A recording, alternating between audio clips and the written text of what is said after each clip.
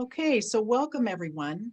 Tonight's speaker is Dr. Sharbreon Plummer. She lives in Baton Rouge, Louisiana, and is a facilitator, an artist, a storyteller with an interest in the intersections of Black life, history, and artistic production.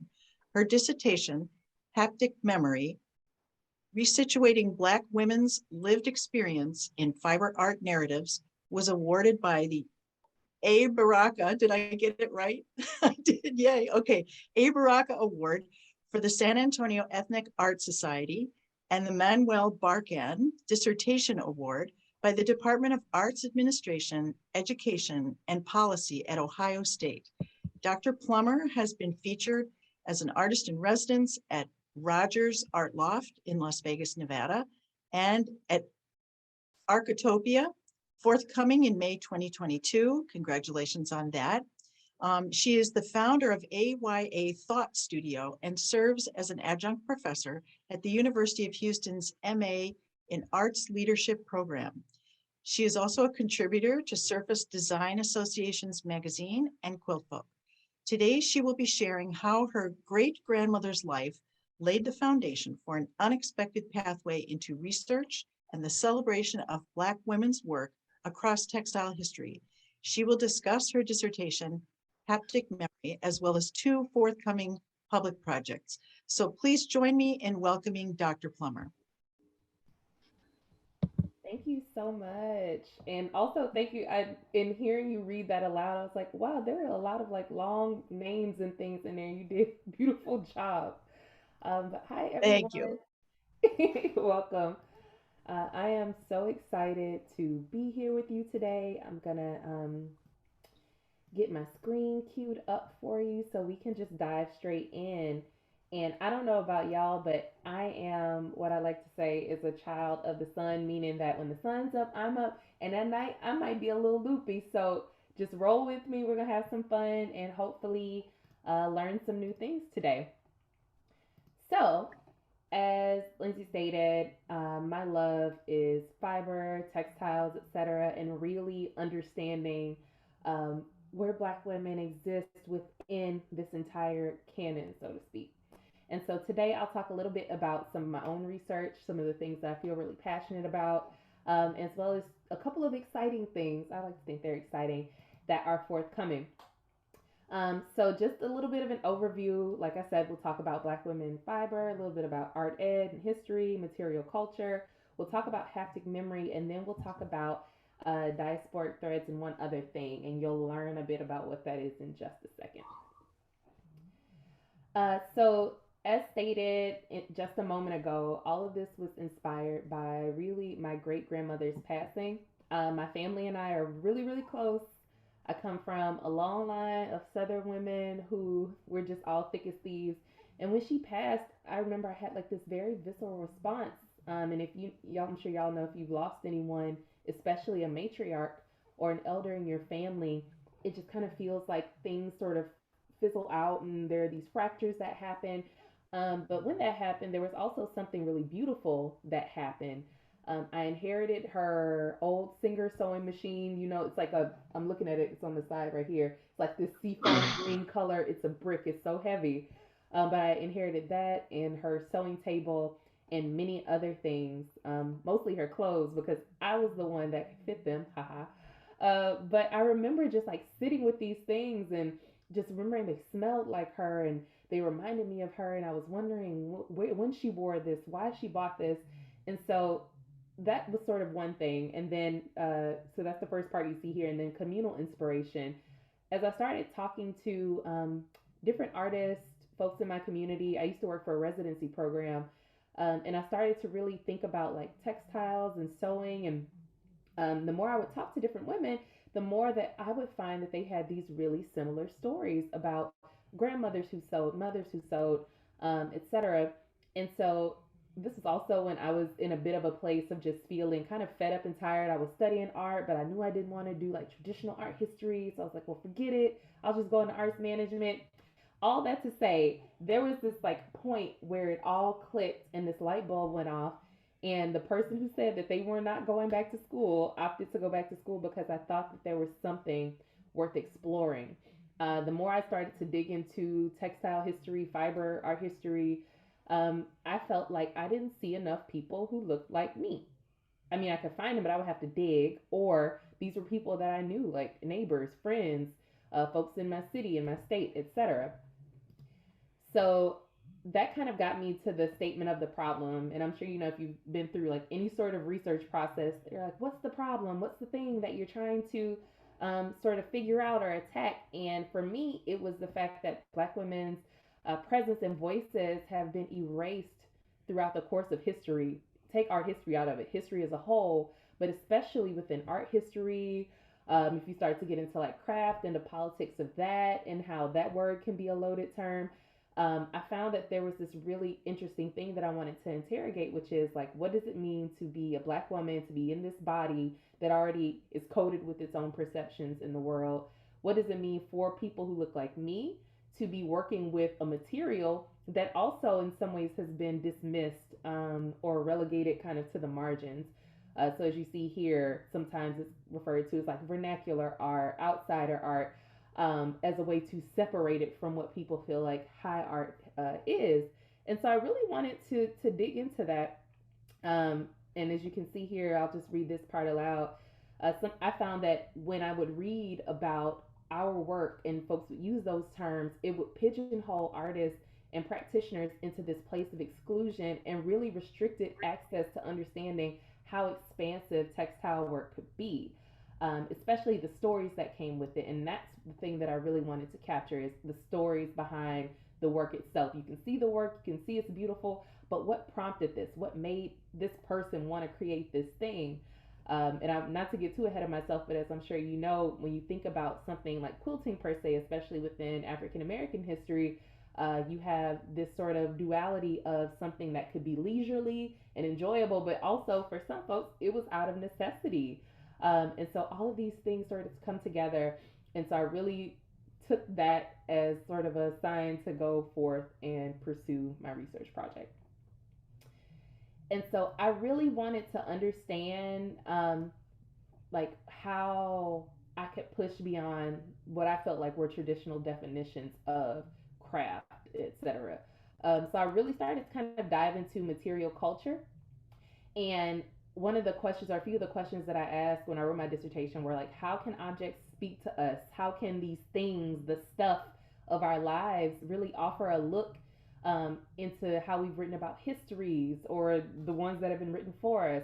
How can we look at social conditions, different movements, rituals, and practices through an object's life story, an object like a quilt? And so if we know that if material culture is the study of goods, objects, and the built environment that really focuses on these different intimacies of daily life, where do Black women's lived experience fall, within that spectrum? And so I kind of sat with it and material culture. And one thing you'll learn about me is like, I'll look at something, I'm like, no, no, no, that's not quite good enough. So just kind of looking at material culture wasn't good enough for me. So I said I wanted to examine it from a Black feminist perspective, because that was one of the only ways that I could truly account for all of the different intersections that exist within sort of this world of being a Black woman. And so as I worked through this concept, this Black feminist material culture, I defined it as the study and interpretation of the materiality, that tactile hapticness of Black womanhood, as defined by and for Black women.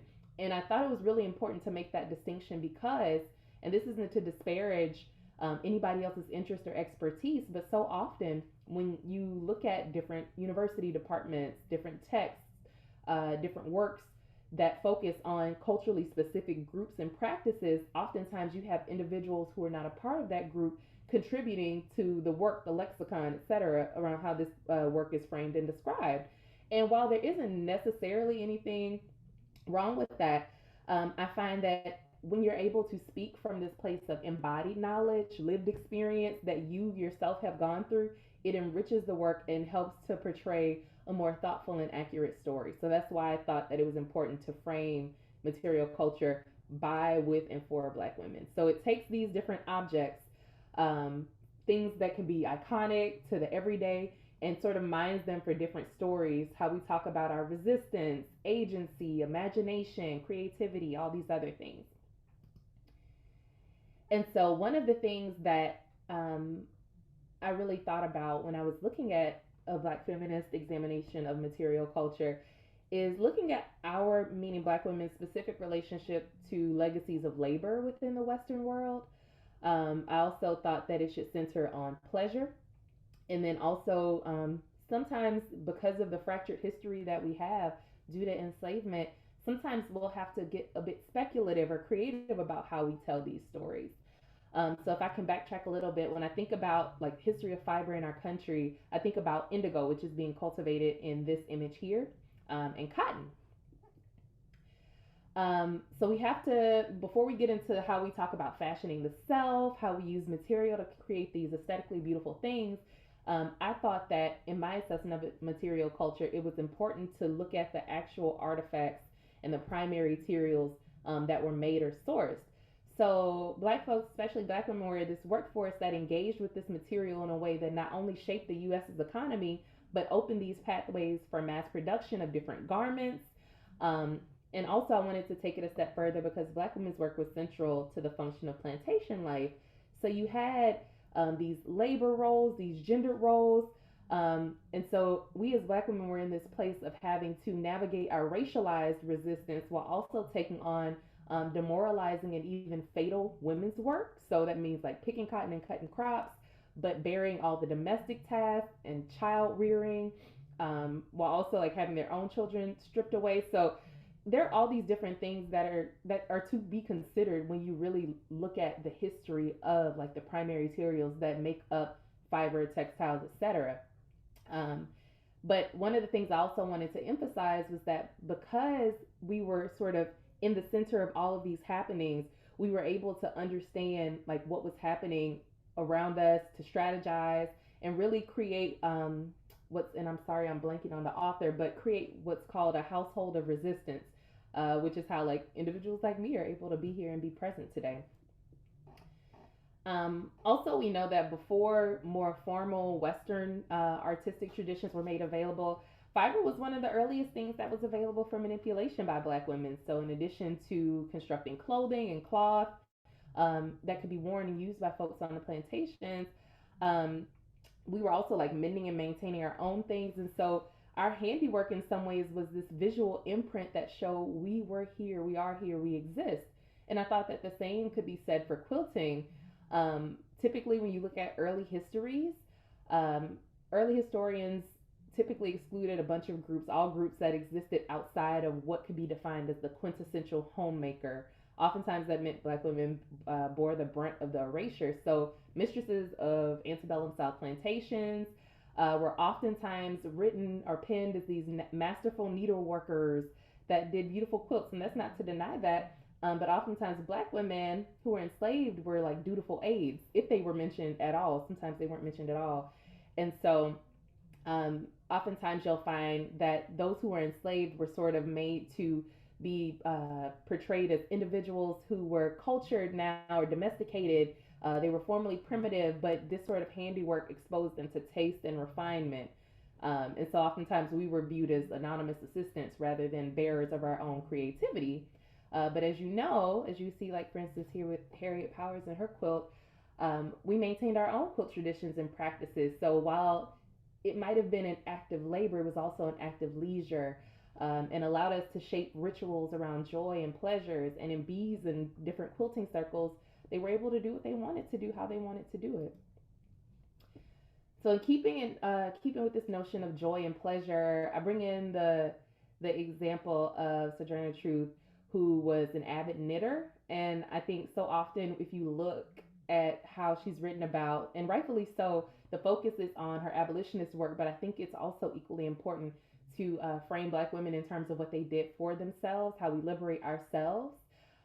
So next time you do a Google search of Sojourner Truth, look at how many images come up of her with knitting needles and think about how that might alter or open up another perspective about this figure that you hadn't considered. Um, she also had uh, she also had a disability with her hand. So that was kind of her way to sort of shroud that too.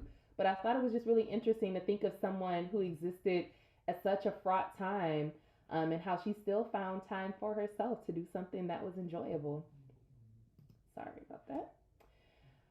I also look at examples of resistance post emancipation and how pleasure and labor and material culture are all kind of wrapped up in one another. So you have, for example, the Atlanta washerwomen, um, who at the time, it was about 2 decades following the end of slavery, more black women worked as laundresses than in any other type of domestic work in the city. They had more laundresses than male common laborers, actually.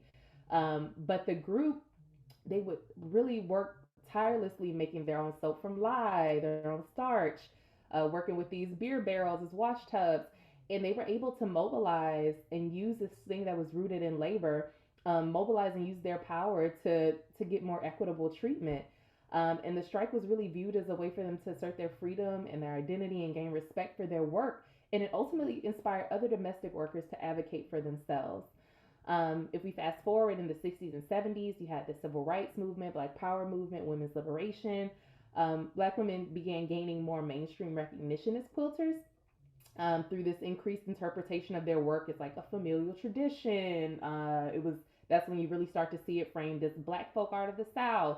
You had groups like the Freedom Quilting Bee of Wilcox County, in Alabama, and they were able to bridge creative production and advocacy. So their quilts have been for function and aesthetic enjoyment for many decades, but the bee was able to come together as a cooperative, and sustain almost 3 decades of economic independence for Black women within Wilcox County, in addition to organizing around local issues and challenges, or such like paving roads, electricity, different things like that. So, in terms of my own research and interest, I was really curious about how women, such as the ones I described a moment ago, might have shaped the work of artists whose work I came to love and admire. Here's an example of Jay Jarrell, who's part of the Afrocobra Collective, who used her sewing skills to create works that reflected narratives of resistance that were rising up during the Black Power movement.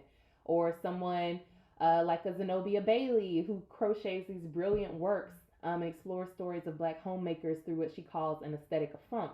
I actually had the chance to meet Zenobia when I was working at the residency I told y'all about, and she talked a lot about the observation of her mother, the oral histories of her grandmothers, and other women in her community, and she wants to recreate the incorporation of their objects and materials into what she calls the material culture of the Black home.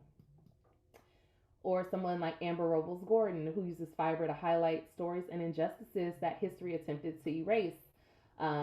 She has done works on, for example, J. Marion Sims, who was a gynecologist and slave owner who utilized Black women's bodies for all sorts of violent exploitation. Or Henrietta Lacks, Black woman whose cancer cells were harvested without her knowledge or consent at Johns Hopkins and continue to be used in research to this day. And then, of course, a Faith Ringgold, whose story I love, and as I got deeper into my research, really learned about the integral role that her mother played in the development of her quilt pieces specifically. So, as you can see, there are a lot of layers here. And of course, they asked me, like, okay, why are you going to take all of this and pull it all together? And so my primary question was, what kind of artistic language, like how do we describe, and new knowledge, how we think, emerges when Black women engage in fiber-based art making to explore shared consciousness and kinship. And by that I mean us having like a collective knowledge that we draw from and thinking about how we build relationships through these practices. And so for my project, I actually worked with 3 amazing women, Karen Hampton, who I'm sure many of you know, Carolyn Crump, and Loy Lang. And I really wanted to work with them, and I had such a great time, but I enjoyed working with them because it allowed me to sort of push beyond just quilting. I love quilting. I quilt myself. But sometimes I remember when I told someone what I was doing, they were like, oh, so quilting. And Black women sort of get stuck in this lane too. So I'm like, yes, we quilt, but we weave, we embroider, we use punch needles, all these other things. And so I wanted to try to start capturing some of that expansiveness within my work. And so I was able to go, this was pre-COVID, thankfully, and just hang out with each of them at their homes. And they were so just kind and welcoming. And in some ways, if I go back to this question, sort of led with this. They understood what I was doing, they understood why I wanted to do it. And from there, we just developed a closeness and they welcomed me into their homes and lives. I was actually telling Kat and Lizzie before this, I am really good for just seeing someone's work online that I love, and I'm like, hey, can we chat? And people have not turned me down yet. They still say, hey, crazy lady, we can talk. That's fine, and I'm very grateful for that.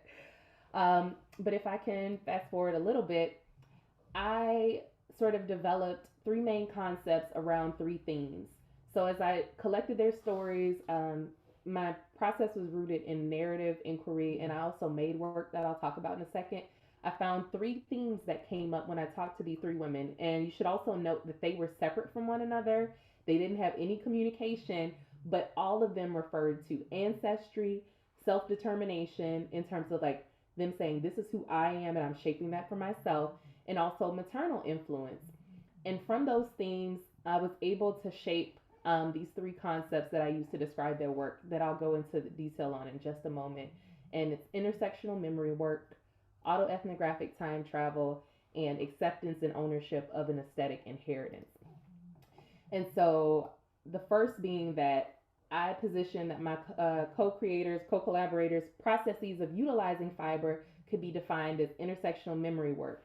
So as Black women, as artists, they are participating in the development of our cultural memory, which can be defined as an act in the present by which individuals and groups constitute their identities by recalling a shared past on the basis of common and often contested norms, conventions, and practices. So their respective practices of making are these transactions where they exchange memories, and some that they have to revisit, some that are revealed to themselves through others. And so I found that when work is created for and by Black women and is informed by the standpoint of Black women, it directly challenges official dominant history. It creates this counter memory. And the reason why I emphasize the intersectional part is that the stories that they drew from, you have some of their family members, they might have been first generation, or they may, have come from very humble means. So it's not just about emphasizing or highlighting folks who, from society's perspective, would be deemed successful or went through formal training. They were sort of approaching the work from all of these different perspectives, sort of not forgetting their roots, as Southerners would say. Their work presented sort of these testimonials of the disenfranchised, as I called it, that accounted for these different oppressions that resulted from their social location as Black women and the experiences of other Black women from enslavement to today.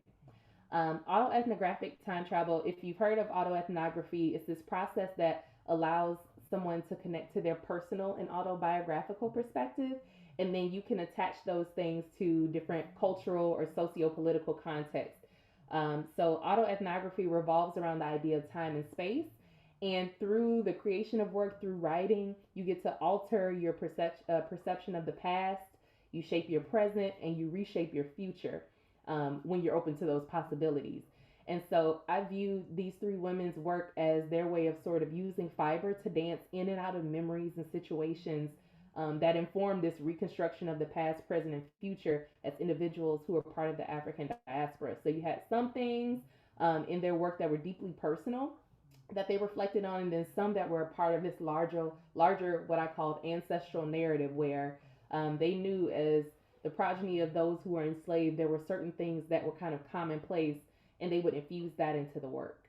So within the study, I found that there were these instances where their stories would be intertwined with that of their direct relatives, or in some ways they were channeling their relatives through the pieces they created. And I have some images I'll show you in a second.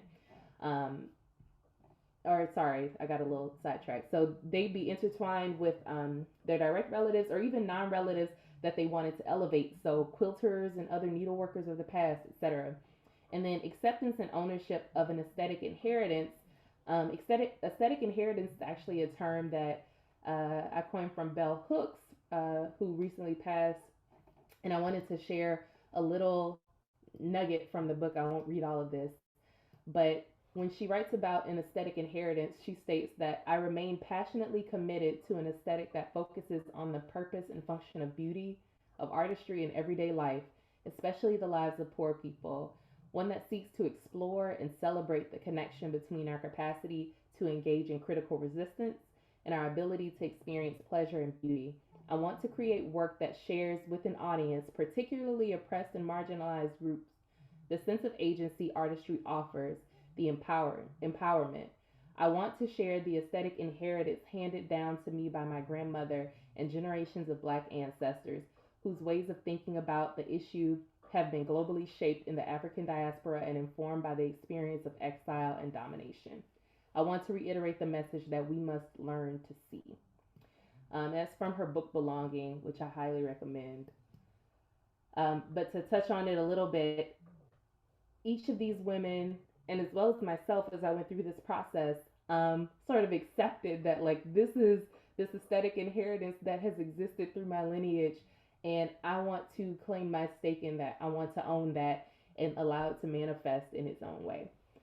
So I want to show you a few images of how that looks or how that might look. The first being some works by Carolyn Crump. She is an amazing quilter and does a beautiful job of creating just these sculptural, I call them experiences. They aren't just quilts, they're entire experiences. When you see them in person, they're super dimensional. Her use of color. She's also a really skilled graphic designer. So she makes amazing work and has found ways to manipulate fabric digitally and then incorporate it into her works as well. Even during COVID, she started making these really sculptural masks that also many of them were embedded with political messages as well. So as you can see, this is a Black Lives Matter mask that speaks out against police brutality. So I really wanted to work with her because she was a quilter, but she was really pushing the envelope in terms of what was possible. And we even talked about that a little bit. She's like, the quilt police, as she calls it, they don't always like me because they feel like, well, quilts should exist this way. And she was like, I have the basics down. Now I want to be able to like do what I want to do. And she's very unapologetic about that, which I love.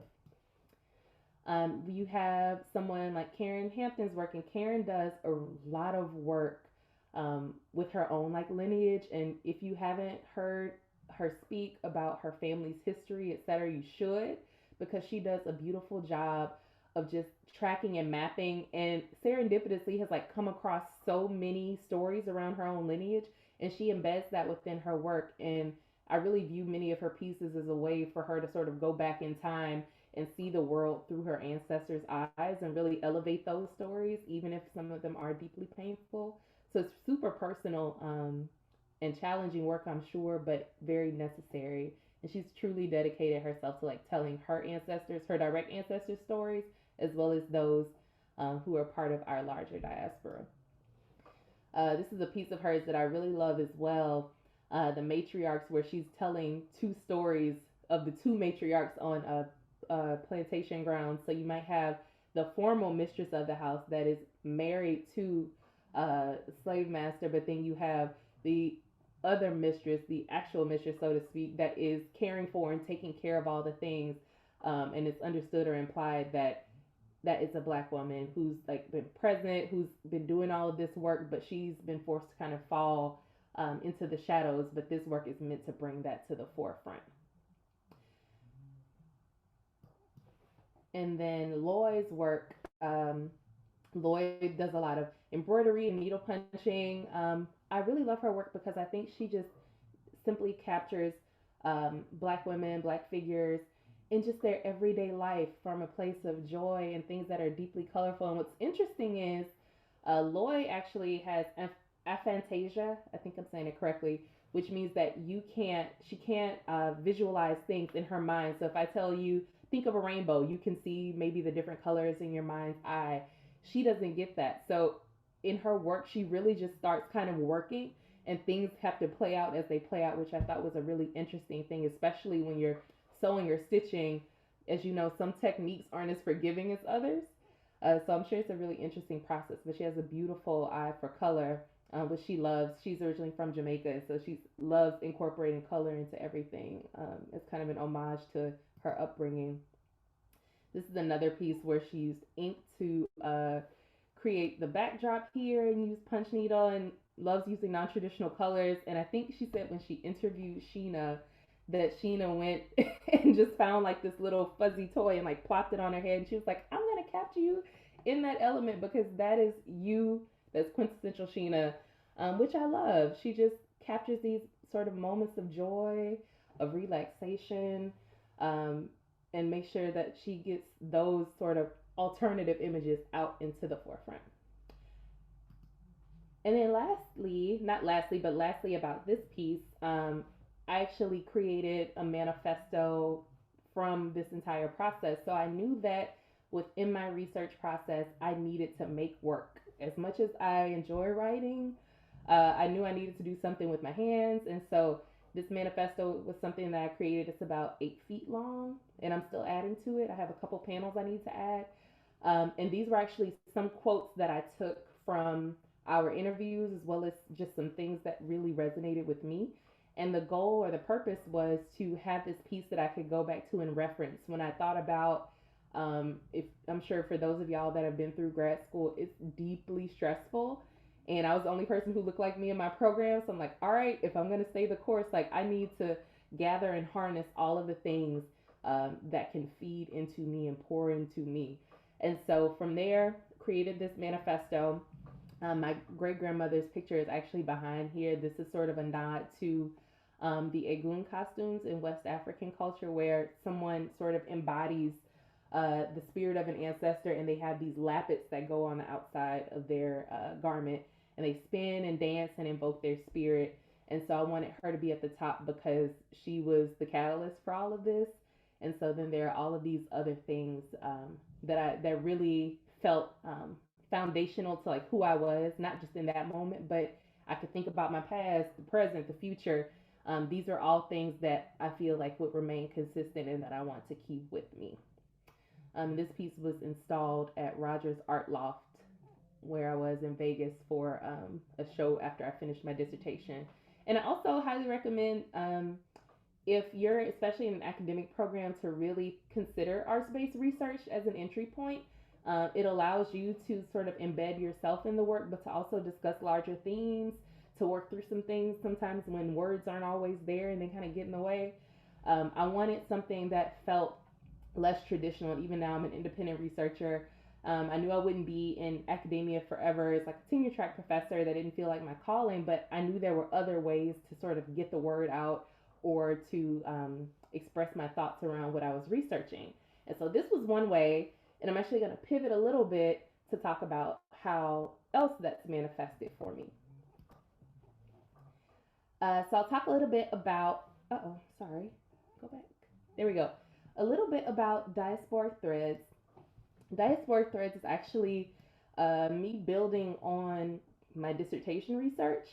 So while I know that somebody might go on ProQuest and read all 300 pages, everybody isn't going to do that.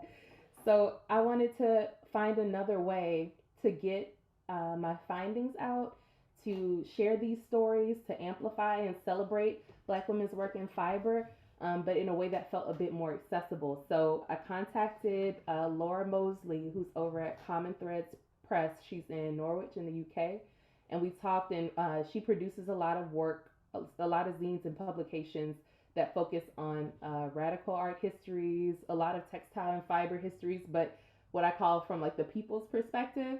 And so Diaspora Threads is the name of a forthcoming publication that will be out early next year. And I kind of built on what I did in my dissertation, which is I contacted 7 amazing women who I'll talk about in just a moment, and just interviewed them and talked to them. So all the stuff that I just shared with y'all is the first part of the publication, where it just kind of gives a survey of the things I wrote about, but I really wanted to highlight the variety of practices and ways of working that Black women engage with. And so here we have a piece by Dr. Felicia Davis, who's actually at Penn State, Natasha Swift, Jasmine Best, Simone Saunders, Maggie Scott, Lisa Woolfolk, who runs the Black Women Stitch podcast and is also a very talented sewist, and LaShonda Crow Storm, who's also an amazing quilter and artist. And so I'll make sure that we get the info to you about this and like where you can find more details, but you'll find that each of them has their own really unique story, but the sort of undergirding of it all is still the same. Wanting to call out and pull out hidden histories, wanting to amplify and celebrate Black women, challenging societal injustice. There were just so many common things, common threads, for lack of a better term, that I thought were really beautiful. And so, what I'm really excited about with this project too is that we were able to put together this little micro directory. So, the power of social media, I was like, I know that I sit like a crazy person and Google things all day, or I'll look at certain hashtags and find some really amazing work. And despite its challenge points, social media has been a gift to me in that way.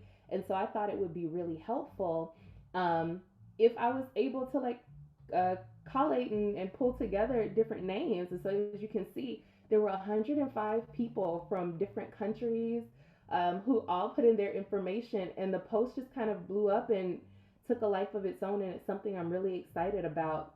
Within the publication, you'll be able to scan a QR code, and it will take you to a digital list where you can find all sorts of Black women across the world working in fiber and textiles. So that's a little bit about that project.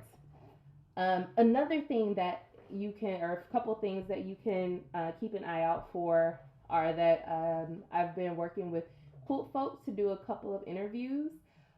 So even though it's not titled Diaspora Threads, as you know, the diaspora is sort of all of these different people, lives, experiences that sort of come together with a shared experience. And so even though this doesn't fall under the umbrella of that, I view it as sort of this larger commitment to highlighting Black women's work in fiber.